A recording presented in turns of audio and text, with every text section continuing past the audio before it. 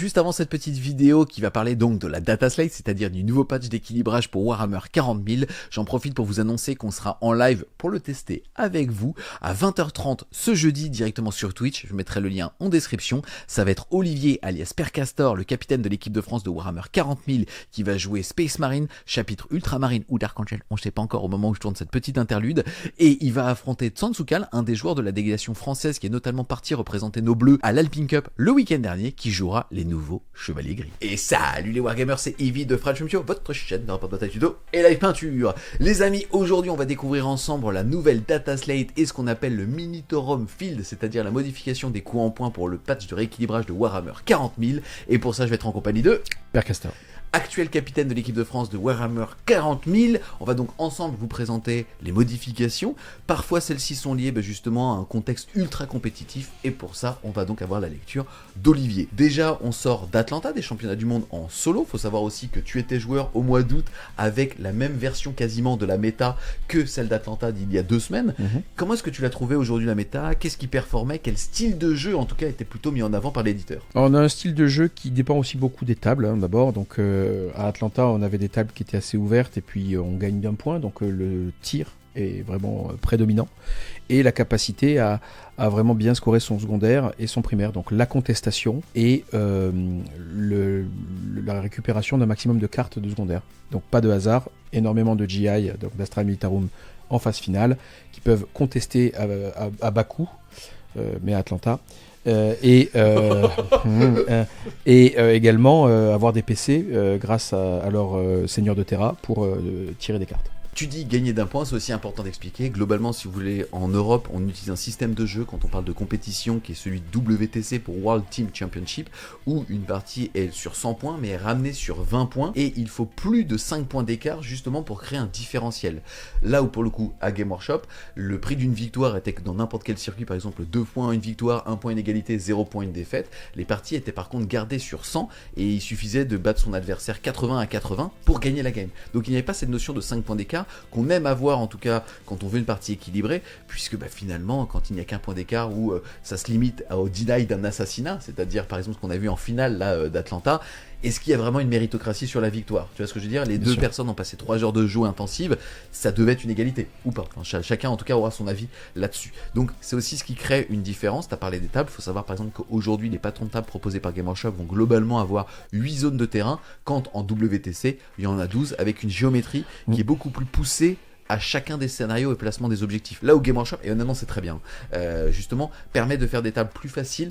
Oui. C'est-à-dire où il faut juste en fait des rectangles, mettre dessus, vous pouvez mettre un container ou alors une urine ouverte ou fermée, finalement ça ne fera pas de différence. Et c'est normal, c'est pour rendre les décors plus accessibles aussi. Ouais. Puis il y a d'autres éléments qui impliquent une méta de tir. On est dans une méta où les règles anti-corps à corps se multiplient, les mouvements réactifs pour éloigner les charges, les Overwatch très énervés, et puis le corps à corps ça gère très très bien les grosses unités parce que tu t'engages, puis après tu vas mourir.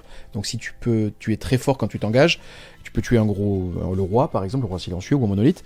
Le problème c'est que là la méta est en train de se rendre plus MSU, Multiple Small Unit, donc on segmente un maximum nos unités, donc le corps à corps devient moins utile. En tout cas on revient donc dans l'idée de la vidéo, c'est-à-dire le patch de rééquilibrage. Game Workshop s'est engagé avec la 10e édition d'avoir un jeu qui pour certains peut sembler un petit peu plus exigeant, puisque ça veut aussi dire que tous les 3 mois on doit revoir nos listes, revoir ce qui est fort, revoir ce qui est faible, redécouvrir un petit peu une saveur de jeu. Ça fait que quand vous êtes un vrai assidu de l'univers de Warhammer, vous allez adorer. Pour les joueurs un petit peu plus casual, qui vont faire une partie par mois, une partie tous les 2 mois, c'est vrai que c'est un petit peu plus compliqué de suivre. Encore une fois, rien ne vous oblige à jouer avec les derniers coups en points ou avec justement les dernières data slates. Moi je vous recommande toujours d'utiliser les derniers coups en points parce que ça apporte quand même un vrai équilibrage. Par contre pour les règles dans les règles, libre à chacun de les adopter. On va ensuite passer les amis à tout ce qui va être changement de règles au niveau des armées, armée par armée, et aussi des modifications des coups en points.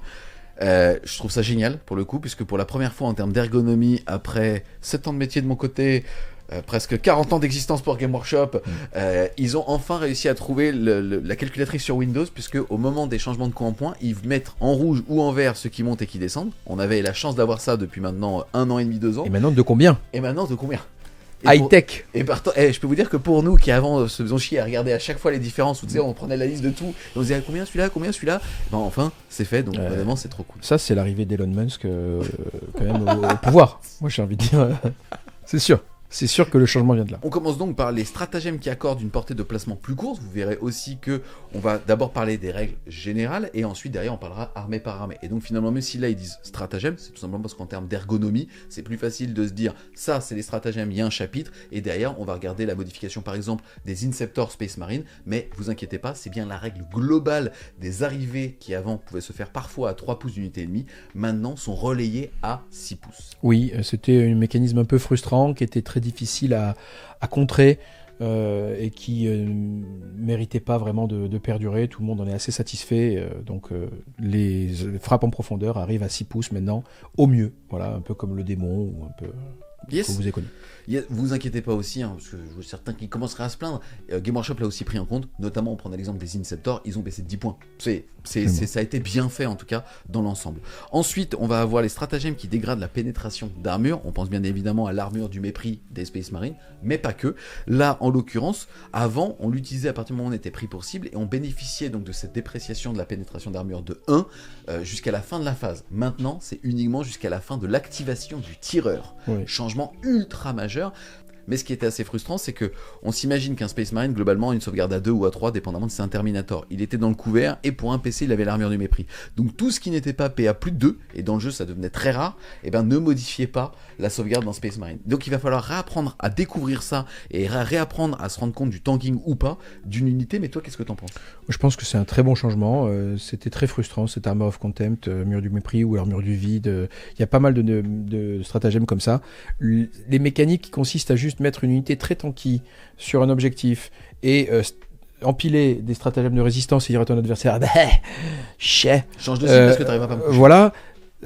Franchement, c'est un peu limité en matière tactique. Donc, c'était très frustrant. Ça générait des grosses dispersions d'attrition. Tous les joueurs compétitifs et même pas compétitifs demandaient à ce que ça change. Ça a changé, c'est très bien. On enchaîne maintenant les amis avec les modifications au sein des armées. On va à chaque fois vous présenter les modifications de coups en point et aussi les modifications potentielles de règles. On commence par ordre alphabétique mais par l'Adepta Sororitas. Qu'est-ce que tu peux déjà nous dire sur le gameplay et le positionnement de l'Adepta Sororitas ? Je sais par exemple que l'équipe de France avait décidé de ne pas l'intégrer, mais c'était une des seules grosses nations à ne pas en avoir au championnat du monde. Oui, puis c'est celle qui a eu raison puisqu'on a gagné. Boum. Non, t'as vu l'état de notre pays ? Michel, reviens. Non, écoute, les Sistas, elles ont pris plusieurs nerfs consécutifs. D'abord, elles ont pris un nerf dès la sortie du codex qui nous a amené à nous reporter vers le Bringer of Flame, donc le détachement qui advance tir, qui est très nerveux. Il a pris derrière un certain nombre de nerfs en coup en point, et derrière, elle s'est retrouvée un petit peu au milieu du guet. Et la réponse des joueurs Sista à ça a été soit de commencer à basculer vers Allowed Martyr, qui à mon avis est la bonne réponse, soit d'être des gros racistes et de prendre 3... Ce qui à mon avis est la mauvaise réponse. Qui à mon avis est la mauvaise réponse, et de prendre 3 exorcistes et de dire à l'adversaire, bah si je roll bien, t'es mort. Et derrière de mettre du farm de dés de foi. Bon, et ça, en dehors du fait que c'est un comportement de raciste, c'est surtout un comportement pas sain pour le jeu. Donc Game Workshop a décidé de nerfer le farm de dés de foi qui est le support de ce gameplay-là. Donc la Sista n'a que 2 modifications de coups en point. Le Castigator qui lui a pris 10 points, il est passé de 160 à 170. Et l'Exorciste qui a pris 20 points, qui était à 190 et qui passe à 210. C'est rigolo parce que c'est des armées qui ont fait quand même pas mal de yo-yo. Je parle pas du Castigator, je parle de l'Exorciste qui a fait du yo-yo, mais lui c'était à cause du fait qu'il pouvait tirer sans ligne de vue. D'un côté, ils ont nerfé le tir sans ligne de vue au début en augmentant drastiquement les coups en point, c'était quasiment entre 30 et 60% de coups en point pour certaines unités. Et derrière, une fois que le tir sans ligne de vue est redevenu sain, parce que maintenant, je vous le rappelle, à partir du moment où vous voyez pas la cible, vous pouvez jamais toucher mieux que 4+, ils avaient diminué les coups en point, mais ils s'étaient rendu compte que finalement, certains utilisaient les exorcistes un petit peu comme les plaqueboard scrollers, c'est-à-dire, je m'en fous, tu les vois, mais il y en a 3, ils vont tout droit, tu vois, et tu vas les manger. Et donc, finalement, même là, ils ont trouvé pertinent le fait de réaugmenter le coût de ces unités. Tu nous parlais aussi tout à l'heure des modifications du ferme des dés de foi. Pareil, pas mal de modifications au sein de cette 10e édition là-dessus. On sent que Game Workshop se cherche sur ces mécanismes-là qui sont très cool parce que c'est des armées qui vont avoir un gameplay, un ADN très fort. Et c'est ce qu'on aime dans Warhammer 40 000. Là, en l'occurrence, alors qu'avant, vous génériez un dé de foi au début de chaque tour, maintenant, ça sera au début de chaque round. Donc, c'est littéralement 2 fois moins. Et ensuite, alors que avant c'était dès qu'une unité sort de bataille mourait, maintenant, c'est lors d'une phase où une ou plusieurs unités sort de bataille décède. Oui, on avait ce genre de mécanisme-là en V9, donc vous y êtes habitué. Ça permet quand même de faire en sorte qu'on ait une quantité de dés de foi raisonnable. Là, vous jouez face à des adversaires, ils savaient même plus où les mettre, quoi. Ils confondent les dés qu'ils jettent et les dés de foi, ils en ont une chier pareille. Donc ça, c'était quand même un peu curieux. C'est une bonne chose qu'ils aient nerfé. On verra si c'est peut-être pas un peu fort d'avoir énervé les dés de foi, énervé les points, énervé les stratagèmes. Ils y sont allés sérieusement, on verra. En tout cas, c'est bien qu'ils aient nerfé les dés de foi parce que ça gonflait tout le monde. Ensuite, on découvre la modification aussi du triomphe de Sainte-Catherine. Alors, pareil, mitigé sur la manière dont c'est fait. Là, on sent un peu plus le nerf hammer, c'est-à-dire vraiment le gros coup et pas l'affinage. Puisqu'elle a été augmentée énormément il y a 3 mois par la data slate. Et elle est toujours à ce coup en point. Or, là, maintenant, la procession solennelle, c'est qu'à chaque fois que vous gagnez un dé de miracle au début de round de bataille, celui-ci est un 6. Mais c'est pas un dé de miracle en plus. Oui, vous n'avez pas le roll, vous le mettez en 6 directement. Ensuite, modification affinée au sein des détachements. Globalement, ça va être sur le détachement porteuse de flamme, donc Bringer of Flame, qui était celui qui était le plus joué avant d'aller chez les martyrs. Où là, déjà la modification au niveau de l'extermination fervente, qui fait qu'on avait plus en force à 12 pouces, passe à 6 pouces. Le stratagème IR enflammé coûte maintenant 2 PC. Le stratagème flamme purificatrice passe lui aussi à 2 PC. Et il y a aussi une modification de la portée pour le stratagème de Rite du Feu. Voilà donc pour les modifications de la Lepta Sororitas. Est-ce que tu penses que ce nerf condamne définitivement le Bringer of Flame vers justement un autre détachement? Bref, c'est quoi ton avis là-dessus? Bon, je pense que le Bringer of Flame est quand même bien déglingué là, parce que les coups en PC, le castigateur qui prend encore un peu, donc il est vraiment. Je pense que le Bringer of Flame est un peu condamné. Je pense aussi que le gameplay avec les exorcistes est largement limé et c'est très bien. A priori, le Halo de Martyr reste tout à fait viable parce que je ne vois rien qui le nerfe fortement en dehors des dés de foi, mais c'est un détachement qui reposait moins sur les dés de foi. Évidemment, tu es toujours plus à l'aise quand tu en as plus. Hein. Mais non, je pense que ça sera toujours joué, mais du coup en Halo de Martyr. Ensuite, les amis, c'est avec un plaisir non dissimulé qu'on passe à l'Adepta Custodes. On commence par les tristes nouvelles, mais qui en amènent des belles. C'est la modification des coups en point uniquement pour le capitaine rempart sur moto Down Eagle qui passe de 140 à 160 points. Je vous rappelle que tous les capitaines étaient au même coup en point à l'arrivée du codex. Et aussi, là, on se dit, mais attends, les motos qui étaient déjà pas jouées, qui étaient boudées, ils ont quand même réussi à les nerfer. Oui. Mais pas que. Puisque elles ont pris 10 points, elles sont passées de 140 à 160 les deux, et elles sont passées de 210 à 225 les 3. Et là tu vas dire, mais pourquoi? Et bah pourquoi les amis? Tout simplement parce qu'ils ont modifié le châssis des motos. Je vous rappelle que ce sont des figurines qui ont le mot-clé monté, et qui en plus de ça, ont un nouveau détachement avec justement l'arrivée de Noël qui leur permet potentiellement de traverser les murs. Absolument. Voilà. Donc là, les motos, elles ont pris plus 1 point en endurance. Enfin, on comprenait pas pourquoi les Terminators avaient une meilleure endurance des motos. Ça n'est plus le cas. Les motos sont passées endurance 7 et surtout, elles ont passé à 8 points de vie. Donc quand on te dit, toi, 150 points, 2 modèles, endurance 7, 8 PEV, donc 16 PEV, mouvement qui passe bien, un PC, je passe à travers les murs. Qu'est-ce que t'en penses, toi, sans compter le fait qu'ils ont modifié aussi leur arsenal, puisque avant, on avait le choix entre soit Bolt Hurricane, ce qu'on utilisait dans les vieilles versions, où je jouais jusqu'à 18 motos, et là, le Bolt Hurricane est donc passé PA-1, mais dégâts 2. What?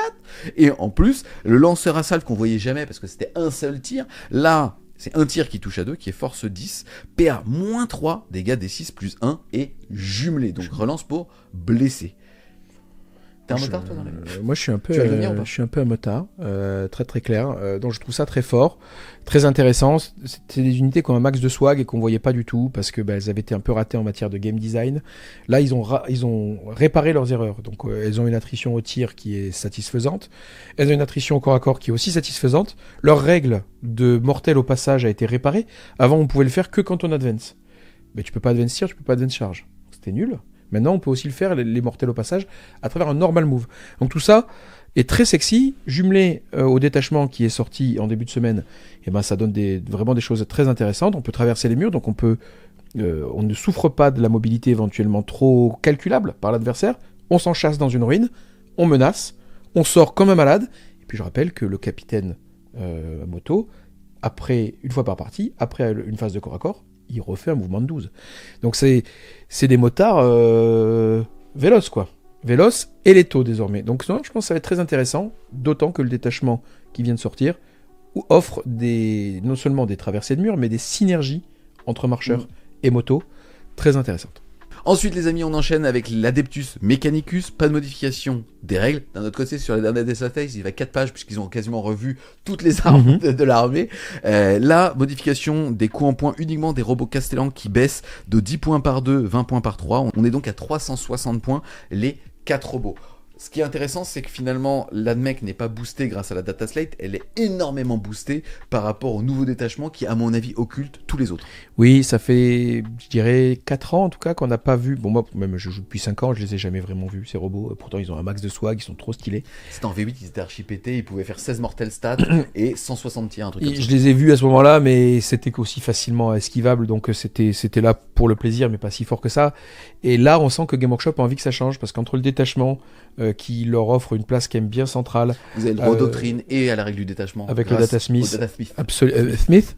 Donc ça c'est chouette. Et puis là on voit qu'en plus de les buffer sur les règles, il leur baisse les points. Donc on sent qu'ils veulent les revoir sur table. Et on veut franchement les revoir sur table parce qu'ils sont cool. Là maintenant ils peuvent monter en du 11 comme un body de Vindicator. Hein. Ça il va 2 en du 11. Donc on est sur des choses rigolotes. Stealth, sinon, si on se contente du land du 10. Donc c'est rigolo. J'ai hâte de voir ce que ça donne sur table. On enchaîne ensuite, mais ça va être très rapide. Comme d'hab, pour moi, avec les Aeldari. Malheureusement, malheureusement ou heureusement, je ne sais pas de modification des coups en points ou de leurs règles. Maintenant, pour ceux qui ont vu justement les derniers reveals de Game Workshop, on sait que les Aeldari arrivent assez vite et ils arrivent en plus avec plein de nouveautés. Donc pour le coup, attendez quelques semaines, mois les amis, et vous allez être rassasiés. Brace for impact. Brace yourself. Position fétale. On enchaîne ensuite avec l'Astra Militarum. Je pense que le nerf de l'Astra était nécessaire, il n'y a qu'à voir au dernier Atlanta où c'était la faction la plus populaire et la plus représentée, et aussi la plus représentée sur l'événement, mais dans le top 16, dans le top 8, et peut-être même dans le top 4. Oui. Non mais il fallait que ça cesse, on avait des bullgreen qui pouvaient bouger de 9, qui pouvaient toucher à 2, qui pouvaient être au C2, donc ces ordres sur les bullgreen n'avaient aucun sens. C'est des bullgreen qui bougent comme des Eldar, qui frappent comme des Blood Angel, et qui ont des OC comme des Admech. Merde. Donc maintenant on peut plus donner d'ordre au bullgreen. Yes, ça fait partie de la data slate, donc c'est surtout Leontus en fait qui était le seul personnage qui pouvait donner des ordres aussi bien aux humains, c'est-à-dire aux infanteries de peloton, aux véhicules et aussi aux infanteries qui n'étaient pas des pelotons, c'est ce que tu disais. Les abhumains, pour les Valkyries. Maintenant fait que c'est uniquement sur le mot-clé régiment et escadron. Modification aussi avec les Achelion Tempestus qui pour rappel pouvaient FEP à 3 pouces. De toute façon maintenant on l'a vu au début de vidéo, c'est ramené à 6 pouces pour tout le monde. Oui. Mais c'est rigolo, ils ont appliqué ici dans la data slate le ruling qui a été appliqué à Atlanta, qui était de se dire que ça ne marchait pas quand tu faisais l'utilisation du stratagème arrivée précipitée. Voilà, donc c'est que à ta phase de mouvement et pas avec l'arrivée précipitée. Yes. Au niveau des changements de coups en points, les Achelion qui ont été bien nerfs, ils étaient passés déjà avec la dernière data slate à 90 et là ils sont passés à 110, ce qui est plutôt cohérent pour une unité de 10 bonhommes, OC10 qui font plein de choses en plus de ça. Les chimères prennent en point, tout comme les Katachans, le Elhoun, les fantômes de Gaunt, les fils de Tempestus, le seigneur de guerre Leontus passe à 150 points, l'espoise de Ogrin, ça j'ai aimé, ils les ont augmentés mais que par 6, pas par 3, je trouve que c'est fin, tu vois, on aime bien ce genre de modification, et les troupes de choc cadiennes qui elles aussi prennent 5 points. Globalement, tout ce qui était trop fort et qui permettait d'avoir, en plus de leur attrition qui était quand même relativement correcte, d'avoir justement trop de figurines. On avait littéralement l'impression qu'on jouait contre du 2200-2500 points. Oui, sans problème. Donc le problème du GI, c'est qu'il a trop de ressources. Bon bah là, Game Workshop l'a bien compris, et la bonne façon de le corriger, du coup, c'est de limiter ses ressources, et donc on augmente les points. C'est vraiment un bon travail de Game Workshop. On va ouvrir une toute petite page sur les Space Marines, on va respecter l'ordre alphabétique qui est proposé par Game Workshop et vous inquiétez pas, on fera un vrai chapitre Marines sur les changements et aussi sur la conclusion de Père Castor. Là néanmoins, pas de modification sur les règles des Blood Angel, modification de leur coup en points. D'un côté, on va avoir Méphiston qui prend 10 points, qui n'était qu'à 125. Je vous rappelle que c'est une figurine qui a un insensible à douleur à 4. Je vous rappelle surtout qu'il y a une vidéo sur son histoire sur Tipeee à partir de 5€ par mois. Et c'est une des plus belles vidéos de la chaîne. Et je pense même que si vous mettez 5€ par mois sur le Tipeee d'FWS, vous prenez 2 cm partout. Partout. Oui, puis il y a de l'est partout. Moi, je viens de réaliser partout. Partout. Tu choisis du combien? Moi, je pense que je vais mettre 15€. Et tu sais quoi? Je me rends 5€. Allez. En tout cas, ici Mephisto qui prend 10 points, c'était justifié, la figurine était trop forte. Advance ses charges, Feel No Pain à 4, une versatilité d'un nombre d'attaques, dégâts D3. Bref, c'était normal. Et modification aussi au niveau justement de l'optimisation du détachement qui permet de taper plus fort quand on charge, avec quand même une augmentation de 15 points pour guerrier animé par la rage. Mais Et là où j'ai trouvé ça très bien, parce que je l'ai trouvé un petit peu cher aujourd'hui, c'est les gardes sanguiniennes qui ne perdent certes que 5 points, mais 10 points, ça fait 260 points pour les 6 modèles. Écoute, c'est des ajustements un peu cosmétiques parce que de toute façon, les gardes sanguiniennes sont jouées dans quasiment tous les détachements Blood Angel. Mephiston est joué aussi, et il sera joué, et l'amélioration est jouée aussi parce qu'elle est vraiment pétée. Donc c'est des plus et des moins qui finissent par donner un tout petit moins. Ouais. Ensuite, pour nos amis les Black Templars, 2 changements de coup en point au niveau des répulsors. Je vous rappelle que les Black Templars ont l'intérêt sur leur véhicule de ne pas avoir des bolters, mais d'avoir des multifuseurs. Game Workshop avait décidé de les augmenter un petit peu en points à hauteur de 10. Écoutez, faut croire qu'ils ont rétro-pédalé parce que ça faisait pas une différence énorme, et comme ça ne crée pas de différence avec les autres Space Marines, puisque le répulsor, lui, perd 10 points, et le répulsor Executioner en perd 5. Là aussi une modification, mais encore une fois on est plutôt sur le fait de réparer des coquilles et de mettre des rustines sur les véhicules, un coup de polish, puisqu'ils ont changé la capacité de transport, puisqu'ils avaient oublié le fait qu'on aimait mettre des personnages avec les unités, mais ça ne comprenait que les véhicules des Black Templars, donc pas de modification de ce côté là. Qu'est-ce que tu penses toi du Black Templar dans on va dire dans l'écosystème SM? Pour l'instant il souffre des mêmes difficultés que toutes les autres armées de corps à corps en fait. Si tu le joues en corps à corps, tu struggles un peu, tu as du mal parce que faut aller vers l'adversaire, et aller vers l'adversaire, et il va faire des mouvements réactifs, il va t'emmerder. Donc ça se joue, mais c'est un peu dur.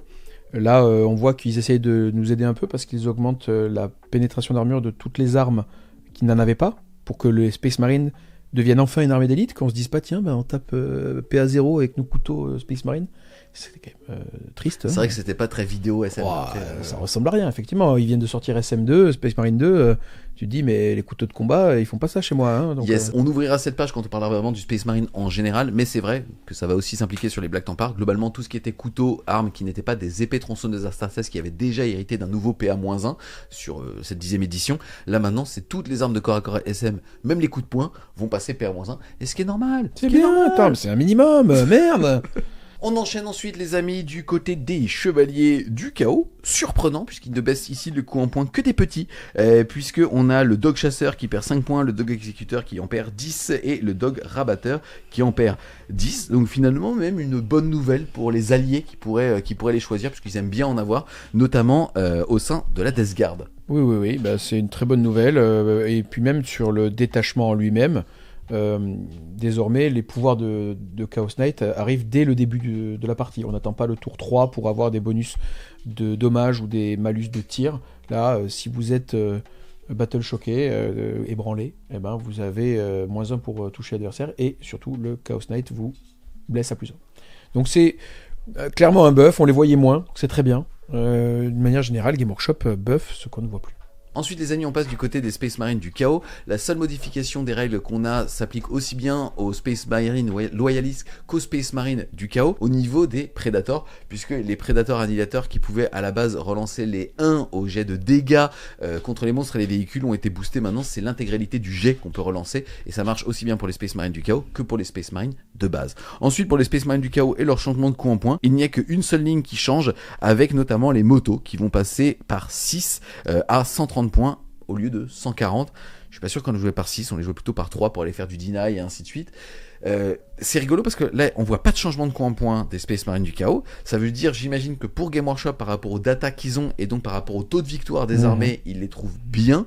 Maintenant c'est quand même pas une armée qu'on voit très souvent, même à Atlanta en solo. On les voyait un peu plus en équipe, et c'est rigolo parce que tout à l'heure je challengeais, pas tellement challenger, en tout cas parce que la France est championne du monde en équipe, mais sur le fait de la présence de l'assista. Mais vous par exemple, vous aviez choisi d'avoir un Space Marine du chaos avec une liste à curse, c'est-à-dire une liste à base de cultistes. Toi aujourd'hui, c'est quoi ta vision sur le Space Marine du chaos? Comment est-ce que ça se débrouille? Où c'est situé réellement? Bon, c'est toujours très viable, c'est aussi pour ça que ça fait pas l'objet ni de nerf ni de buff.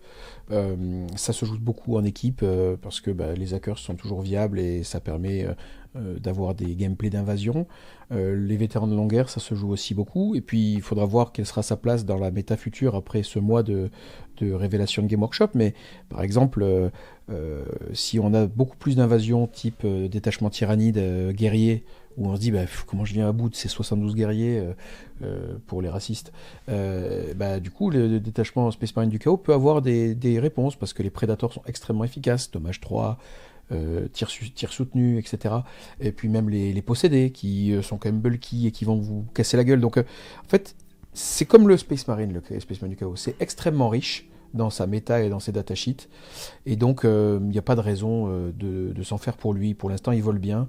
Il va y avoir des détachements qui vont être révélés. Pas de sujet. Ensuite, les amis, on passe au démon du chaos. Alors, je suis un petit peu embêté quand on tourne cette vidéo. Faut savoir qu'on n'a pas le droit de vous parler des futurs détachements qui ne sont pas encore sortis au moment où cette data slate sort.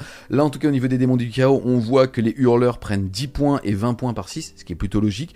Ils touchent mieux maintenant puisqu'ils passent de CC4 à CC3. Et en plus, ça, ils sont anti-monstres et véhicules maintenant.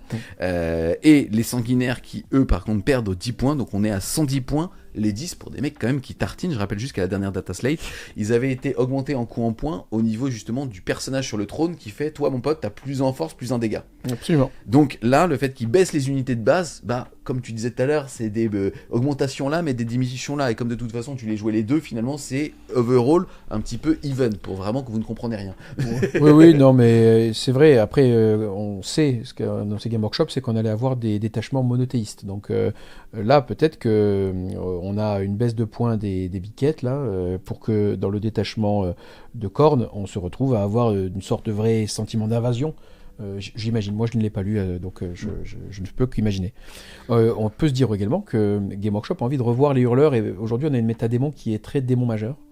On a envie de revoir tous ces démons hyper sexy, là, un peu démons mineurs. Bah, les hurleurs, je rappelle que ça peut avoir un leader qui peut générer du blink, donc vous pouvez vous téléporter. Donc moi je sens bien revenir les packs de 6 hurleurs éventuellement dirigés. C'était quand même une méta très très chouette. C'est une figurine qui a un max de swag, là, cette raie là, qui vous attaque, là. J'aime beaucoup. Ok. Me faire attaquer par les raies. Ok. Voilà. Tu mets du sucre dans ton café, toi. Ouais. C'était du sucre. On retourne, les amis, du côté de l'Imperium avec les Dark Angels. Alors, on va essayer d'être objectif un petit peu. Armée super cool, je le rappelle, les 3 Wing, Deathwing, Ravenwing et Green Wing, qui peuvent utiliser aussi bien les détachements génériques Space Marine que les détachements de leur codex, en plus de celui qui a été annoncé par Game Workshop, qui est assez cool. En termes d'échelle de puissance, encore une fois, je sais pas s'il est ultra compétitif, mais en tout cas, il permet de synergiser la Deathwing et la Ravenwing avec une vraie fraîcheur, et ça c'est trop cool, hein, puisque tout n'est pas que compétition. Là, en tout cas, moi, ce que j'ai trouvé très sain, c'est que dans la data slate, ils harmonisent le détachement de la Ravenwing, celui de la compagnie des trackers. Accessoirement, c'est aussi celui que tu jouais au championnat du monde en solo. Et ça, c'est assez cool. Et ce qui est assez rigolo, donc, c'est qu'avant, je rappelle, ce détachement vous permettait de désengager et quand même de pouvoir tirer. Mais quand on était un joueur Ravenwing, et pas nécessairement qu'on allait chercher, sans préjuger aucun, un espèce de glitch en voulant jouer une Iron Storm du pauvre, où en fait t'allais jouer que des véhicules en bénéficiant juste de certains buffs des Dark Angels, tu disais mais attends, c'est quand même complètement con de me dire que je suis un joueur motard, j'ai envie de jouer de la Ravenwing, mais le détachement Space Wolf générique Space Marine est meilleur parce qu'il me permet d'advancer charge et désengager charge, tu vois ce que je veux dire? Et ben là, Game Workshop a réparé les choses, et c'est trop cool, puisque en plus des 2 bonus de règles que tu viens de nous dire, qui étaient ceux natifs du détachement, on a enfin une advance charge et retraite et charge. Oui, de base, pour les motos.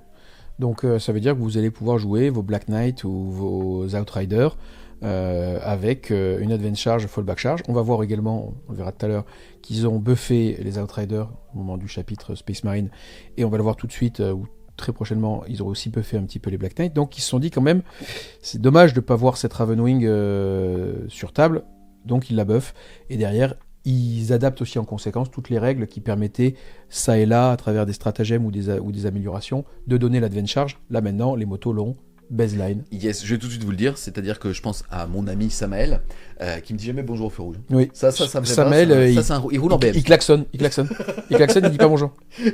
En gros, l'occurrence dont tu viens de parler, c'est le fait qu'à partir du moment où vous aviez déjà une advance et charge, c'est que vous avez un bonus de +1 à l'advance et +1 à la charge. Au niveau des modifications de coup en point, il y en a qu'une, c'est Lionel L. fucking Johnson, Léon, qui lui était passé avec la dernière data slate. Souvenez-vous, j'avais dit le retour des Primarchs, c'était trop cool, et c'était d'ailleurs le cas, hein, puisqu'on voit que tu jouais Lionel L. Johnson et quasiment tous les ultramarines jouaient Reboot Gulliman. On dit reboot, pas rebooté, juste pour information. Là, Lionel Johnson, qui est à 285 points, reprend 30 points et passe à 315. Mais les amis, on avait envie qu'il passe à 315, parce que enfin, il va être respecté un petit peu plus sur table, ce petit gars, puisque il est passé dégâts 2 sur son attaque de swipe, et on comprenait pas pourquoi est-ce qu'un Primarch qui avait été dessiné pour le duel, était que dégâts 1 ce gland. Et donc c'est très bien que justement il est monté en coup en point parce qu'il redevient justement une vraie menace aussi en swipe en étant capable de découper des bodies de type Marines. Qu'est-ce que t'en penses ? Je trouve ça très chouette. On l'avait dégâts 2 au moment de l'index. Il était passé dégâts 1 au moment du codex, donc on imagine que Game Workshop avait bu, je pense, probablement à ce moment-là.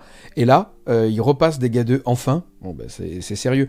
Alors j'entends que Gulliman, dégâts 2, il a l'épée de l'empereur, donc c'est d'accord. Mais lui, en vrai, c'est quand même effectivement le mec qui fight. Gulliman, c'est le mec qui fait la logistique, qui arrange les saucisses, enfin c'est le contremaître chez Amazon. Donc là, lui, c'est le mec qui met les tartines de MMA. Je suis pas d'accord avec toi, mais j'entends. Chacun son point de vue. Très bien. Bon, lui, maintenant, il met des dommages 2. Moi, je paye les 315 points pour ça. Et on va clôturer les Dark Angel avec le fait que maintenant, les Chevaliers Noirs, donc les Black Knight, sont passés au niveau de leur Ravenwing, blessure dévastatrice. Oui, au corps à corps. Donc ça permet de se dire, tiens, on va quand même mettre des petits G-Flows. Ensuite, petit détour du côté de la Death Guard, pas de modification de coup en point, mais un nouveau détachement qui est relativement frais. C'est rigolo, quand on avait fait la vidéo avec Bob, nous on avait tout de suite ouvert en fait le fait que c'était peut-être moyen pour du solo, mais potentiellement très fort en équipe, parce que tu pouvais polariser un gameplay vers une vraie attitude de swarm d'infanterie, ce qui a l'air plutôt de se diriger dans ce sens-là. Un peu, ouais. Là, pas trop de modifications de règles, si ce n'est encore une fois le Predator qui est impacté, mais on en a parlé tout à l'heure, et surtout Mortarion qui hérite de la frappe en profondeur. Ah, Mortarion qui va pouvoir rapid ingress à un endroit où vous avez que des bolters pour tirer sur la carte, et qui va derrière vous foncer dessus et impacter au corps à corps beaucoup plus facilement. Franchement, c'est intéressant. Intéressant. Mortarion rapid ingress, quand il faut le réceptionner, ça fait pas rire. Hein. Ouais. Ensuite, les amis, on repasse du côté des Eldar. Alors, les Eldar ont été oubliés, mais on vient de vous en parler, leur codex arrive assez soon. Là, il y a les Drukhari. Les Drukhari, je pense que malheureusement, ils souffrent du fait de pouvoir être pris en allié au niveau des Aeldari, tout comme les Arlequins, si tu veux. Or là, il y a des modifications de coups en point qu'on comprend pas trop. On a le bombardier qui continue de prendre en point alors que c'est un des volants. Encore une fois, on voyait pas d'aérodyme sur cette édition, mais ils avaient commencé à les nerfs parce qu'il y avait certains builds sur le continent américain où c'est vrai qu'ils jouaient beaucoup de bombardiers. Oui. Là, les fléaux reprennent de nouveau une augmentation de coups en point où ils sont à 130 points les 5. Ils sont pas nerfés par 10, mais de toute façon, leur nombre d'armes spé ne change pas. Certainement par le fait qu'ils ont un mécanisme qui permet, après avoir tiré, de rebouger de 6, donc des unités qui potentiellement ne sont jamais visibles, qui vous permettent aussi même d'être utilisées, pas pour de l'attrition, mais pour des objectifs secondaires. Absolument. Les Gorgones, donc les Vrax, baissent de 5 points par 5, et les Grotesques sont augmentés de 10 points par 10 uniquement. Je comprends pas, je comprends pas, c'est pas un acharnement, parce qu'honnêtement les Drukhari sont quand même une armée qui à mon avis est milieu de tableau, voire milieu un peu bas, mais qui globalement joue contre tout. Le seul problème c'est qu'encore une fois c'est des armées qui ne payent pas très cher leur coup en point parce qu'ils sont endurance 3 et que leur véhicule coûte pas très cher, parce qu'aujourd'hui l'endurance ne coûte pas cher dans Warhammer 40 000. Le fait est qu'aujourd'hui c'est quoi le positionnement du Drukhari, s'il te plaît ? C'est déjà un positionnement rare, c'est une armée qui est devenue très rare sur les plateaux. Les joueurs Drukhari qui collectionnent sont aussi des joueurs assez rares. Donc c'est un peu niche et moi je comprends pas très bien qu'on augmente les points d'unités qu'on voit déjà pas beaucoup comme les grotesques ou les avions. Peut-être qu'il y a effectivement sur le continent américain, on sait que certains ont fait des performances, mais tu vois par exemple à Atlanta j'ai affronté Scary. Qui était un des meilleurs joueurs, alors ancien classement ITC du monde. Ouais. C'est l'alpha Archon mondial quand même un peu Scary. Je lui ai mis 19-1 sans transpirer, donc c'est pas parce que je suis bon, c'est aussi parce que son codex peine un petit peu quand même, faut le dire. Je vais juste nuancer ce que tu dis. Encore une fois, on parle ici d'une méta très compétitive. Bien sûr. Je peux vous assurer que moi, étant joueur Drukhari avec une armée magnifique au studio, je prends toujours du plaisir en 2000 points. C'est simplement que quand on va dans des listes qui sont poussées à l'extrême, leur limite arrive plus tôt. Oui. Voilà, je pense que c'est comme ça que c'est très nerveux et très plaisant à jouer, ça, y a aucun doute. Et on va peut-être même en fait avoir envie, déjà depuis la dernière Last Slate, de ne plus jouer le nouveau détachement qui est le Sky Splint Assault, mais de revenir au détachement de l'index, qui permet plein de choses, un advance et charge, qui permet aussi d'avoir -1 pour être blessé. Oui, de faire un gameplay de contestation plus efficace parce que tu es plus résistant. Oui, tout à fait. Yes. En tout cas, on passe maintenant du côté du culte Genestealer. Pareil qu'il a fait énormément de Yu-Gi-Oh dans cette 10e édition. Au début, c'était sans doute l'armée la plus pétée du jeu. Ensuite, ça a été l'armée la moins vue du jeu. Et là, tu vas nous parler un petit peu justement de la refonte de leur game design au niveau des modifications de coups en point. On voit que l'Abominant, lui, prend 20 points. Ouais. C'est 25% d'augmentation, c'est même plus, c'est énorme. Et derrière, que les petits véhicules Achille prennent aussi 10 points pour 1 et 20 points pour 2. Qu'est-ce que tu peux nous dire sur les autres modifications règles et qu'est-ce que ça va induire sur leur ADN? Bon, le Genius Healer, il devait changer. C'était un codex qui avait eu un problème de game design, qui gonflait tout le monde, parce qu'en gros, tu réussissais tes repop, tu gagnais, tu les réussissais pas, tu perdais. Tout ce qui pour expliquer, quand tu parles de repop, l'ADN de l'armée était basé sur le fait que, donc comme c'était une insurgence du peuple, vous aviez justement des troupes qui arrivaient un petit peu de partout, et des égouts en particulier. C'est l'heure du temps, c'est l'heure du temps. Mais oui, ils viennent du sous-sol. Et là, en l'occurrence, la règle était un petit peu cassée, c'est-à-dire que chaque unité qui était détruite revenait sur du 5 et sur du 4 T1 T2. Et donc en fait, comment est-ce qu'on équilibre une armée où si tu fais un 5+, tu joues à 4000 points? Oui, mais c'est ça le vrai problème. Et à contrario, si tu fais pas de 5+, tu joues à 1002. Bon. Donc ça gonflait tout le monde, adversaire comme joueur GSC. Donc Game Workshop a entendu. Ils ont sorti un 49.3 ou pas? Ils ont sorti un 49.3 très autoritaire et ils n'ont pas été contestés. Il y a pas eu la motion de censure n'est pas passée. Non. Donc là, plutôt que d'avoir un retour, et c'est d'ailleurs ce qu'on leur avait soufflé. Faut mieux en rire. On rigole, non?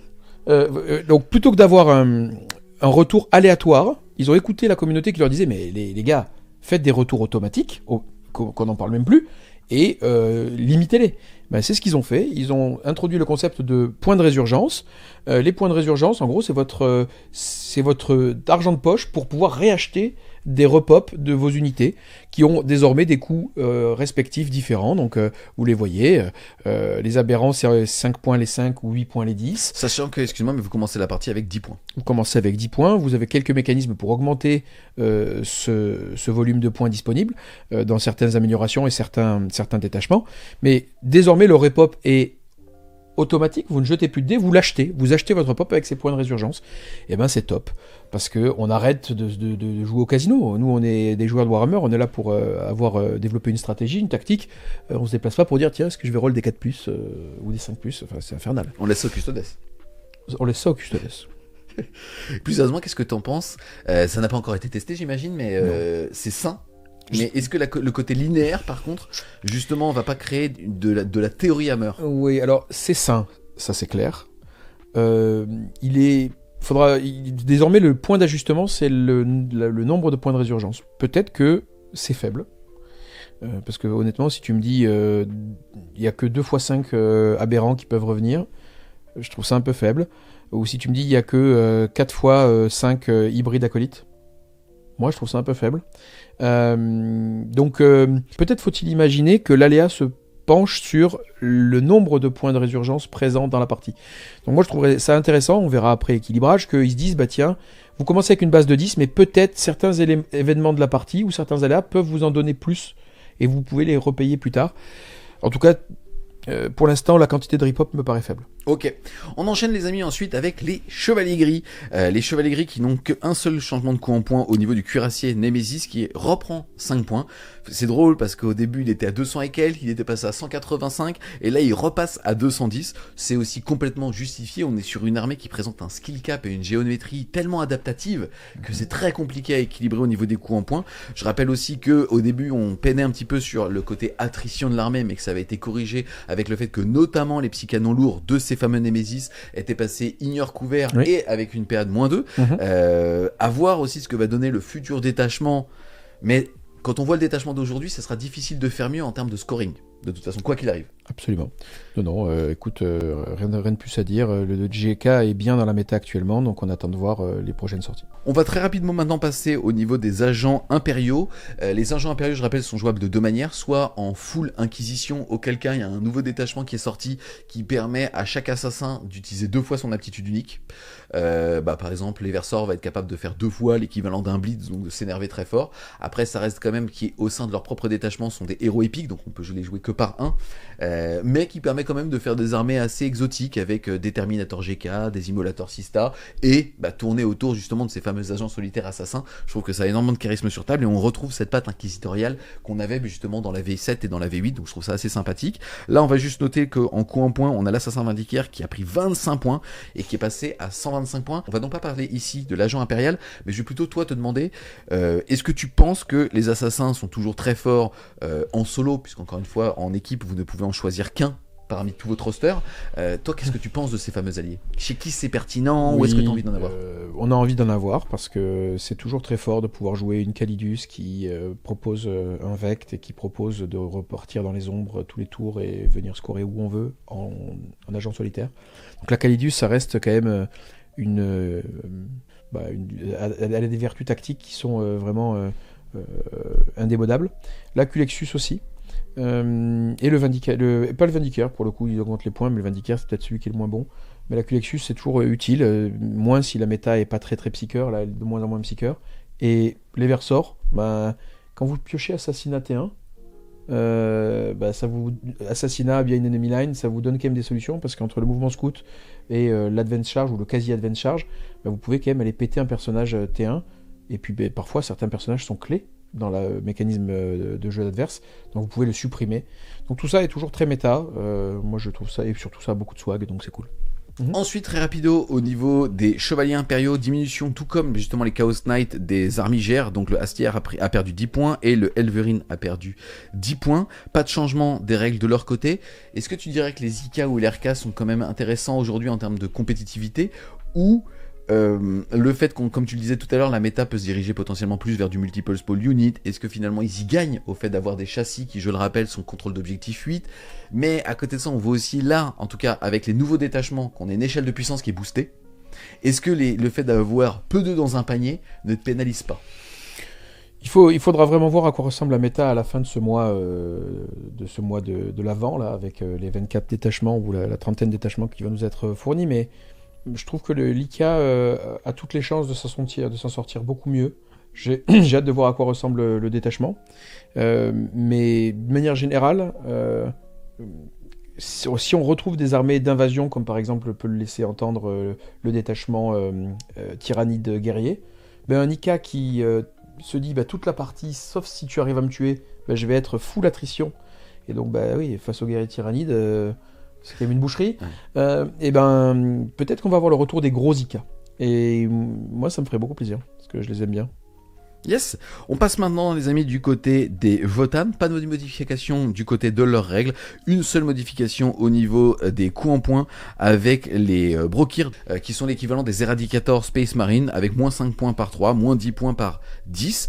Qu'est-ce que tu penses aujourd'hui du Votann? S'il n'est pas modifié, c'est que je pense qu'il est vraiment plutôt correct. Ouais. Qu'est-ce que tu penses de cette armée, toi, aujourd'hui? C'est une armée qui s'en sort mieux en équipe qu'en solo, puisqu'elle est très dépendante de sa table. C'est une armée qui tire et qui n'a pas beaucoup de contre-clauses.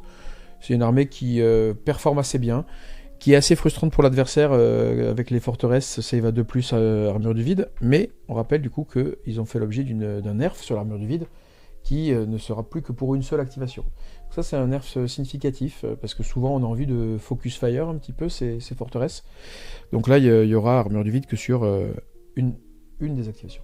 Yes. On passe maintenant du côté des Necrons. Déjà, une première modification qui... Alors, est-ce qu'elle va être structurante? Je ne sais pas, mais en tout cas, dans le détachement Hypercrypt, le fait d'avoir au format 1000, mais on s'en moque un peu plus, mais en tout cas sur le format 2000 points, de passer de 3 à 2 unités qu'on va être capable de re-TP. Je rappelle qu'il y a une amélioration qui permettait de toute façon d'avoir une unité de plus, mais est-ce que finalement la 3e ou la 4e unité qu'on prenait, elle était bonus ou elle était nécessaire? Là, en tout cas, je pense que les deux vont pas changer réellement la game, tu vois ce que je veux dire? Même si c'était nécessaire, parce que c'était quand même très frustrant. Non, je suis d'accord, la plupart du temps, le Necron, il savait exactement quelles étaient ses 2 premières unités ATP, et la 3e, il était là, celle-ci, juste au cas où, on verra bien. Parfois même, c'était juste une unité. Donc non, ça va pas changer grand-chose pour l'Hypercrypt. Ensuite, au niveau des coups en points, on a l'Arche Fantôme qui va diminuer un petit peu. On a le Ctan Transcendant qui, lui, augmente, tout comme le Destroyer X-Mark. Quasiment tous les Ctans vont augmenter un petit peu. Le Garde Royal aussi. Les Guerriers Nécrons vont baisser. On est à 90 points les 10. Ça, c'est cool, 9 points le Guerrier Nécron. même si normalement le détachement est déjà sorti et il est vraiment très très très fort, il va mettre en avant les véhicules, je trouve que malheureusement, en fait ça va mettre en avant quelque chose et ça nous fait un petit peu peur, c'est le fait finalement que les nouveaux détachements n'ont pas été pris en compte pour les rééquilibrages et que aucun véhicule Necron n'a été boosté en coup en point. Là quand on voit que le Lion par exemple, qui lui a été augmenté au niveau de sa létalité, a vu son coup en point augmenter, on n'était pas tributaire du nouveau détachement. Là, en Necron, c'est inquiétant de se dire que wow, en fait, ils n'ont pas touché au coup en point alors qu'ils ont rendu les véhicules pétés de chez pétés. Ils n'ont pas touché au coup en point des barges, des triarchés du roi, alors qu'ils sont devenus turbo broken. Donc effectivement, on va voir. Ouais, en tout cas, écoutez, il fait bon d'être Necron en ce moment. On passe du côté des orques et honnêtement, quel plaisir. Oui. Quel plaisir cette modification. Elle est pas aussi structurante que ce qu'ils ont fait sur le Kuldjene Stealer, mais elle est intelligente.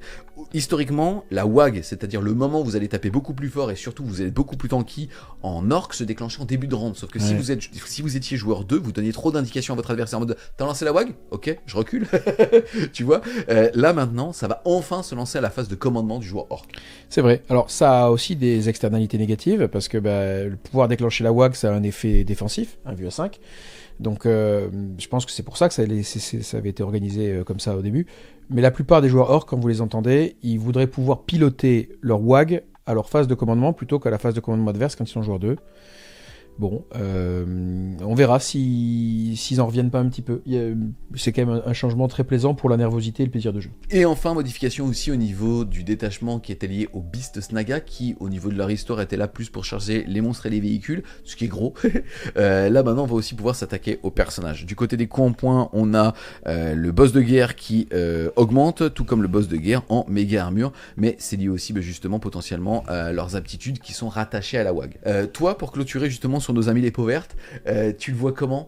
C'est pareil, c'est une armée qui a fait du yo-yo. Quand il est sorti, c'était une aberration mathématique. Ils ont littéralement divisé par 2 sa tankiness au niveau de la marée verte. Pareil, ils avaient augmenté ultra cher les coups en point qui étaient liés au méga boss, mais c'est parce que comme en fait il y avait un détachement qui permettait d'être 2 fois en WAG et d'avoir 2 fois un insensible à douleur à 4, ça avait été du nerf hammer. Les résultats, on les avait moins vus. Aujourd'hui, tu le vois comment toi, l'orc ? Moi, je le vois très jouable dans une version assez équilibrée de Warhorde et dans un gameplay qu'on connaît de l'orc, c'est-à-dire ça finit par mourir, mais ça a beaucoup d'OC, donc d'objectif control, donc ça peut venir vous contester les objectifs assez longtemps, surtout s'il arrive à repousser sa WAG le plus tard dans la partie. Donc non, c'est fort et c'est difficile surtout à écraser quoi, un orc, hein. Donc en équipe c'est toujours utile parce que vous allez parfois gagner fort et rarement perdre très fort. Intéressant. Donc c'est une armée qui va systématiquement mettre pas mal de points sur table quand il arrive, donc systématiquement au moins se faire plaisir sur 3 à 4 tours de jeu pour toujours arriver à répondre au secondaire et au primaire. Absolument. Ok, c'est plutôt cool. Les amis, on ouvre une sacrée porte là. Oula. On ouvre la porte de l'impérium de l'humanité avec les Space Marines. Alors, énormément de choses à dire. Je trouve qu'il y a eu un niveau et une qualité d'écriture, d'affinage de la part de Game Workshop qui est assez ouf. Je commence tout de suite. Si vous n'êtes pas Black Templar, Blood Angel, Dark Angel, Death Watch, ça on comprend pas trop, ou Space Wolf, le sarment de l'instant revient un petit peu celui qu'il était au début de la 10e édition, puisqu'au début de la phase de commandement, vous allez choisir une unité ennemie et être en full relance des touches dessus, mais en plus, vous allez ajouter un au G2 blessure. Alors, excuse-moi, encore une fois, je vois venir les Space Wolf, les Dark Angel, les Blood Angel et les Black Templar queenés, mais juste les gars, vous avez plein de détachements, vous étiez clairement pas boudés au niveau de la méta. Voilà, c'est aussi normal. Maintenant, que eux ne soient pas touchés, c'est normal, mais est-ce qu'ils ont pas appuyé un petit peu trop fort sur le bouton ? Ça c'est l'avenir le dira. Il jouit déjà. Regarde, ça c'est la tête de l'Endorphine. Regarde, ça c'est la tête qui fait quand il jouit. Putain, je la connais cette tête. Bon, non mais on va avoir une analyse multifactorielle. Il va y avoir les points et puis après il va y avoir la question aussi des autres nerfs. Je rappelle que l'Armor of Contempt qui était un mécanisme central du Space Marine a été nerfé et c'est tant mieux. Globalement, c'est un nerf du tanking SM, mais c'est une augmentation de sa létalité. Et comme aujourd'hui, on était quand même passé sur une armée un petit peu élitiste, c'est plutôt cool. Mais en fait, on sent que l'intention de Game Workshop, c'est de revenir dans une sorte de côté immersif Space Marine 2. Comment se fait-il que nos Space Marine, là, ils aient PA0 sur leur couteau, qu'ils aient Force 4 et qu'ils blessent comme des moules un Gaunt merdique qui les attaque. Là, on voit que on va pouvoir relancer les touches et avoir plus un bless, c'est-à-dire que tout va pouvoir être létal. Un bolter va pouvoir être létal, des attaques de corps à corps et des coups de poing de Marines vont pouvoir être létales. Et ça, sur le plan immersif, c'est comme ça, c'est l'ADN des Space Marines, c'est comme ça qu'on veut les voir. Après, On veut pas non plus les voir péter. Donc on espère que le curseur a été bien placé et que s'il n'a pas été bien placé, il sera corrigé très rapidement. En gros, vous allez voir sur cette page qu'il y a énormément de modifications. Globalement, c'est quand même un assainissement du jeu. On parlait tout à l'heure des Inceptors. Maintenant, c'est même qu'à sa phase de mouvement qu'on arrive à 6. Oui, absolument. C'est-à-dire que même en arrivée précipitée, on ne peut plus arriver à 6, alors que pourtant, c'est une règle qu'il y a dans leur datasheet, donc leur fiche d'unité. Tout plein de petites modifications, soit ils ont réappliqué certaines règles par rapport au wording, on en parlait tout à l'heure justement sur le Predator, ou même sur certains personnages qui, quand ils avaient déjà des règles, justement gagnent un bonus supplémentaire quand elles sont données par un détachement générique. Il y a aussi pas mal de choses à dire, notamment au niveau des Sternguard qui de nouveau vont pouvoir relancer les jets de blessures nativement. Donc tu vas pouvoir justement nous en parler, est-ce que l'unité PT va revenir ou pas d'ailleurs, puisque la blessure dévastatrice ne bénéficie pas indirectement du +1 pour blesser, notamment par exemple les Outriders qui vont gagner plus en force au moment où ils chargent. Et plus en dommage. Et plus en dommage, oui, c'est important. C'est important. On voit que, notamment que Robot de Gulliman maintenant a pris des coups en poing, mais à côté de ça, et ça va dans le sens de ce que tu disais tout à l'heure, les ultramarines, normalement, eux, c'est la stratégie, c'est pas la force brute. Donc finalement, on a un primar qui tapait plus fort que Lionel Johnson, qui est spécialisé dans le duel, c'est un petit peu bête. Là, Robot de Gulliman, lui, il repasse à 345 points, mais il choisit 2 parmi ces 3 effets. Oui. C'est-à-dire qu'avant, vous aviez besoin de choisir entre les stratagèmes gratuits et le double serment de l'instant. Là, maintenant, le serment de l'instant, il a été sacrément buffé. Donc vous allez mettre 2 fois reroll hit plus un bless. Et donc vous n'avez même pas besoin de choisir puisque vous choisissez les 2. Donc ça, c'est très fort.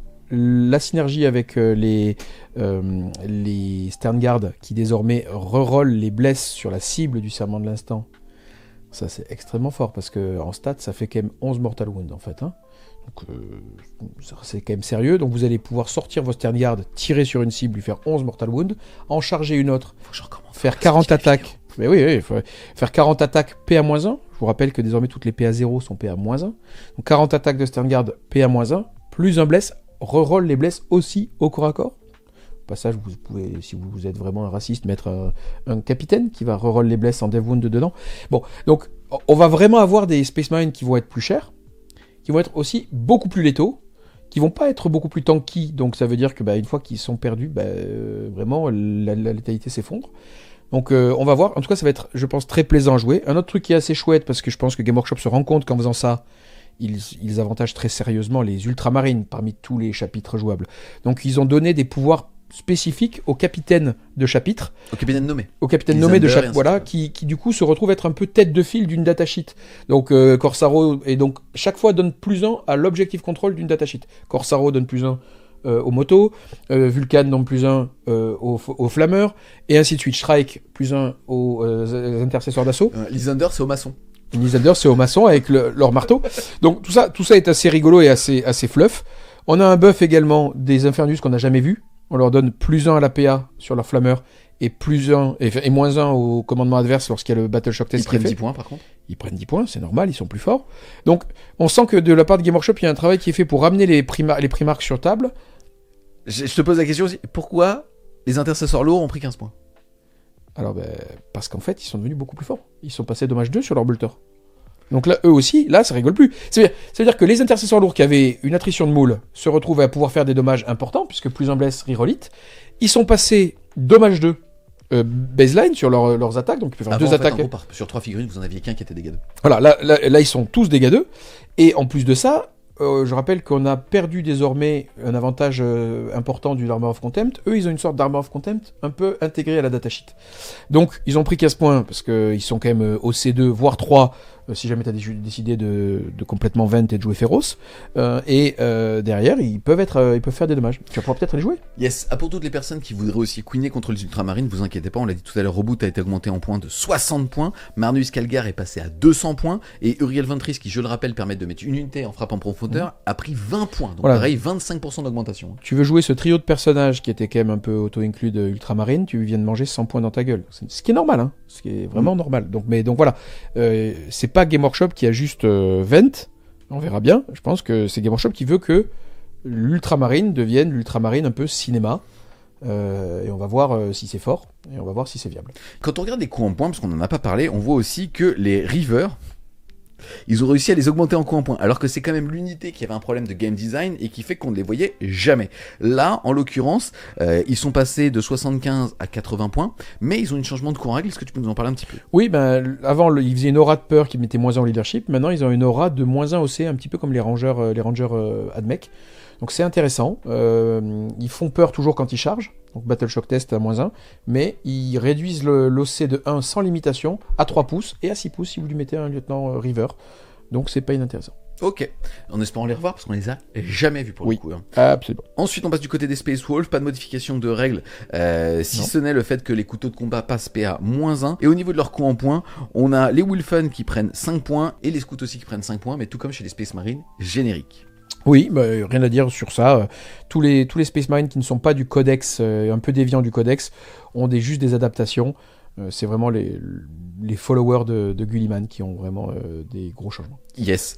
Ensuite, on passe du côté d'Eto. Pas de changement de coup en point, si ce n'est pour le Tiger Shark. Merci Game Workshop. Je pense que tout le monde avait un Tiger Shark. C'était important de la rééquilibrer, cette figurine. Et pas de modification au niveau de ses règles. Ça m'amène plutôt une autre question. Comment est le positionnement aujourd'hui d'Eto? On voit beaucoup de personnes qui jouent Farside parce que c'est super plaisant à jouer et puis ça arrache la tête quand même, hein, ça décolle la rétine. Toi, tu le vois comment le taux aujourd'hui? Le taux est intéressant parce que il est très plaisant à jouer en cadre Fireblade. Ça bouge partout, ça TP partout, ça offre des solutions de jeu. Le FEPA 3 qui devient une FEPA 6 par l'intervention de la data slate voiture balai. Ça va le nerfer quand même le Fireblade parce qu'il avait des portées de Melta à 6 pouces, donc ça il ne sera plus en portée de Melta. Le taux Coyon fonctionne aussi, et si on se retrouve dans une méta d'invasion qui a besoin de pulvériser de la blatte de PA3, eh ben ça saura très bien faire. Donc le taux il est dans un bon positionnement méta, il est très jouable et il est plaisant, il est nerveux, c'est cool. Ok, on enchaîne ensuite avec les Thousand Sun, pas de changement de coup en point et pas de changement de règle, si ce n'est le fait que le Predator est impacté par rapport à la règle qu'on a vue tout à l'heure. Bon, je sais pas comment positionner le Thousand Sun, on est sur une armée qui est très forte parce qu'on est sur un skill cap quasi sans limite par rapport à leur latitude de jeu et au point de cabale. Il y a un nouveau détachement qui est frais, mais est-ce qu'il est fort aujourd'hui? Mitigé. Tu vois ce que je veux dire? J'aime beaucoup le positionnement de la Death Guard. Le Death Guard, on sait qu'il est sans doute moins fort que l'ancien détachement en solo, mais en équipe, il va proposer quelque chose qui fait que peut-être qu'on aura envie de les jouer systématiquement pour répondre à la méta. Tu vois ce que je veux dire? Le TS, eh ben je sais pas. Et ben tu vois, le TS, peut-être que c'est une solution au Necron qui nous angoisse, hein, parce que le Necron, il peut mettre moins un dommage, moins un wound, machin. Voilà, double Doombolt, ta gueule. Voilà. Et il sait pas redéplacer. et il peut pas rebouger. Donc ta gueule, et tu bouges pas. Et maintenant on tire. Bon, donc non, je pense que, enfin, il a encore de beaux jours devant lui, hein. Pas d'angoisse. Yes. On enchaîne les amis maintenant du côté des Tyrannides. On en a parlé tout à l'heure, on était sur un codex qui a fait un petit peu du lieu, qui avait un petit peu déçu par rapport à son attrition ou par rapport à ses styles de jeu proposés par le codex, en termes d'échelle de puissance seulement, puisqu'en termes de gameplay c'était juste extraordinaire, le fait de pouvoir vraiment tout faire. Là il nous propose un détachement qui en plus de ça va créer des problèmes de stat check au sein de la méta. Encore faut-il avoir envie de claquer 1200 € dans 72 guerriers pour 208 points de vie. Oui. Je rappelle qu'il y a une armée d'il y a 3 ans de poètes qui attend au French Wargame Café. Oui, c'est vrai. Full guerrier. Ouais. Verte et verte et verte. Je vais la chercher. Je vais faire un plan de bataille la semaine pro avec. Je vais la récupérer tout à l'heure. Elle est à vendre. Sauf que nous on tourne la vidéo une semaine avant. Donc au moment où vous la voyez, ils y sont plus. Ou ils sont encore parce que j'ai pété. En tout cas, pas de modification si ce n'est léger au niveau justement du détachement de l'essence d'assimilation qui va vous permettre de ramener D3 plus une figurine au lieu de D3. Et au niveau des coups en points, intéressant. On voit quand même qu'ils ont remis l'église au milieu du village en baissant les coups en points des 2 Norns. Je rappelle que les Norns c'était des figurines qui étaient assez particulières parce que c'était 15 dossés potentiels sur un objectif choisi en début de game et qui donnait en plus de ça une invulnérable à 4 et un insensible à la douleur.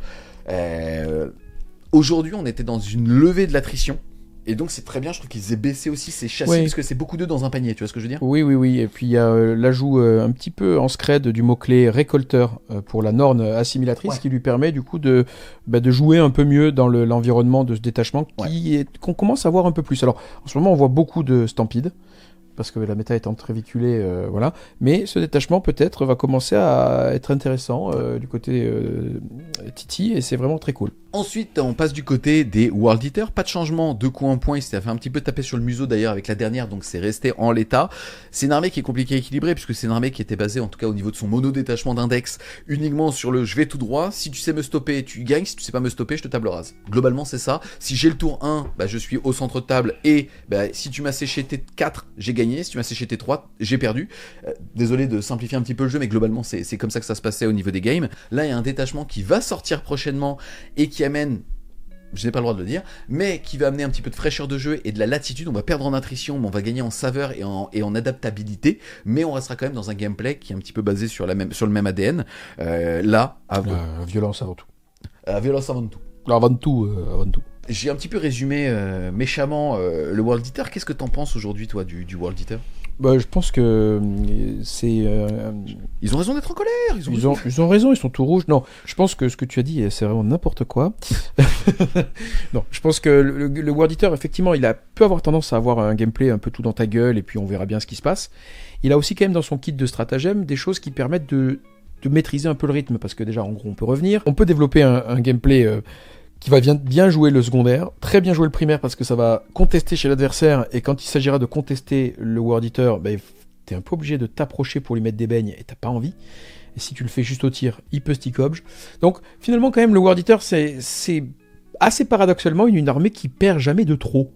Même quand elle est face à un truc qui va la pulvériser et la raser. Si c'est bien joué. Après, si tu fais le fruit et que tu envoies tout T1, t'as fait le fruit, t'as perdu, t'as 0. Donc c'est quand même une armée plaisante. J'attends beaucoup du prochain détachement, parce que aujourd'hui il n'y a pas beaucoup de diversité, il n'y a qu'un seul build en réalité. Et donc on a envie d'en voir plus, parce que c'est une armée qui a beaucoup de swag, puis avec un primarque démoniaque qu'on a envie de tabasser avec Gulliman. Donc let's go. On a fait le tour, les amis, de cette fameuse data slate. Beau travail de Games. Ah, mais franchement, à chaque fois on le dit, et désolé, mais je trouve que là, il y a un affinage au niveau du Space Marine qui est justifié, à voir si l'ultra est pas trop fort. Hein. Mais en tout cas, qu'est-ce que tu as pensé de la data slate ? Qu'est-ce que tu as envie de chercher ? Qu'est-ce que tu as envie ? Où sont tes points d'interrogation ? Crainte du côté du Necron en même temps que le détachement, peut-être ? Déjà, je précise que on le dit pas à chaque fois, on le dit de plus en plus récemment. C'est-à-dire dans la période récente, on le dit souvent, parce que c'est vrai que le Game Workshop progresse beaucoup dans son travail. Je dis pas que t'as tort, je dis que j'ai raison. Bon voilà. Donc puis surtout tu dis les choses assez mal, je les dis beaucoup mieux, donc je me permets. Mais on dit la même chose. On dit la même chose. Donc donc c'est vraiment très beau travail, et ça se poursuit. Enfin en tout cas c'est la suite d'un travail qu'ils font. On voit bien la continuité. Ils viennent buffer que des unités qu'on ne voit pas, en se disant que c'est dommage qu'on voit pas les Infernus, qu'on voit pas X unités dont on a parlé dans cette vidéo. Surtout, ils ont un souci du côté immersif. Ça, moi, je trouve ça très plaisant. C'est-à-dire que même en tant que compétiteur, j'ai envie que ce qu'on vit sur table ressemble à quelque chose. Donc, j'ai pas envie d'avoir des boules green qui bougent de 9, qui me tapent à 2, des OC2. J'ai pas envie d'avoir des Space Marines qui galèrent à tuer des blattes. Voilà. Donc, ils ont un souci de cohérence du jeu, et ça, c'est bien. J'aime beaucoup ce que tu dis par rapport à ça. Donc toi tu le dis par rapport à justement au Bull Green, ce genre d'unité. Si tu veux, pour moi là, je trouve qu'on est dans une 10e édition qui a jamais proposé autant de plaisir à table. Ouais. Les armées sont magnifiques. C'est-à-dire qu'aujourd'hui la doléance d'Age of Sigmar, c'est qu'on a perdu le fait que putain les armées avant étaient magnifiques. Aujourd'hui on a l'impression de jouer en 1500 points sur AOS. Le jeu est toujours intéressant intellectuellement, c'est pas ce que je dis. Mais on a perdu un petit peu de ça. Je trouve qu'aujourd'hui sur 40K, on vit notre meilleure vie et c'est trop cool. La seule doléance de cette 10e édition, c'est qu'on avait perdu l'ADN de chacune des armées. T'es un joueur Astra, t'es là pour pilonner fond de cours, enfin pilonner en 2+, relance D1, c'est complètement con. Ils ont corrigé ça, il aura fallu 1 an et demi pour le faire, mais c'est le moment qu'on vit maintenant. Et c'est ça qui est sympa. Absolument. Malheureusement, c'est passé par 1 an et demi de travail. Oui, on a pris du plaisir entre-temps quand même. Mais le GI, effectivement, c'est du pilonnage fond de cours, c'est aussi des grosses artilleries qui te tirent dessus en ligne de vue, et puis de la chair à canon qui va mourir. De ce que tu imaginais de l'armée. Exactement. Et puis de l'infanterie qui va mourir en chair à canon sur les objectifs. C'est vraiment ce qu'on voit dans le gameplay Astra, donc c'est hyper cool. Donc plus cette V10 avance, plus elle est cinématographique, plus elle est immersive. Donc il n'y a plus que les questions d'équilibrage qui comptent. Il y a aussi, est-ce que c'est équilibré en ayant du sens ? Parce que équilibré en donnant les mêmes règles à tout le monde, viens jouer aux échecs. Hein. Le jeu n'est pas asymétrique, tu joues les blancs ou les noirs. C'est pas pour ça qu'on joue à 40K. Donc on veut que ce soit asymétrique et que ce soit correspondant à l'ADN de ce qu'on joue. et ben c'est de plus en plus en train de faire ça. Et les détachements vont dans ce sens-là. On parlait Absolument. de Dark Angel qui n'était pas spécialement compétitif, Ouais. mais la synergie des Swing et Ouais. Ring Wing, elle est ultra jouissive. Et puis énorme contre-pied de Game Workshop, moi je commençais à être gonflé, je me disais putain ils sortent rien depuis 6 mois, qu'est-ce qu'ils branlent? Boum, 30 détachements pour Noël, tu fais bon bah je ferme ma gueule. Bon bah d'accord. Et en même temps, ils te sortent des nouveautés Eldar qui te décollent la rétine, tu vois. Oui mais ça c'est... On va pas parler des choses qui fâchent. On va pas parler des choses qui fâchent. Yes, en tout cas, merci infiniment à toi justement d'être arrivé avec ta pertinence pour nous parler de cette nouvelle data slate. Les amis, j'espère clairement que vous avez aimé cette vidéo. Si c'est le cas, n'hésitez pas à lâcher un énorme pouce bleu de fin d'année dessus. C'est aussi l'heure des étrennes, donc je sais que la conjoncture est difficile, mais elle est difficile aussi pour nous. Donc je vous invite fortement à nous aider, les amis, sur Tipeee à hauteur de ce que vous pouvez. Soit un bisou, mais on paye pas les gens avec des bisous. Soit 1€, 2€, 3€. À partir de 5€, vous avez beaucoup de contenu exclusif, notamment du lore et du rapport de bataille AOS pour l'instant, et du 40K en avance qui arrive assez soon là sur le mois de décembre. Donc si vous pouvez, n'hésitez pas à nous soutenir. Je vous souhaite à tous de passer d'excellentes fêtes de fin d'année et on vous dit A plus les Wargamers.